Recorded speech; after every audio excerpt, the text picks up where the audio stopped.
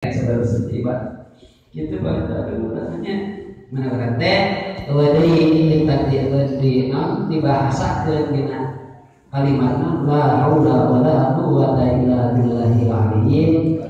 Beda-beda bisa pamate kita karena pertolongan Gusti Allah bisa dikalkeun maksiat eta ku pitulung Gusti Allah. Tapi mudah-mudahan bukan sadaya dina saat anu ayeuna tambah-tambah kekuatan iman sareng takwa terhadap Gusti, hartina mampu ibadah menjalankan perintah Gusti, iman ibadah ngalakuan tepat jalan Allah, wa iman ngalakuan terroja, wa iman adalah hubungan isi kabinabina kamu sebagai hubungan cinta terhadap Allah di Rasulullah. Bila mana orang cinta terhadap Allah di Rasulullah pasti mau aja salah siji perkara anu dipupang karena perintah Gusti Allah. Makanya sering perkara anu digawe anu disarang Gusti Allah.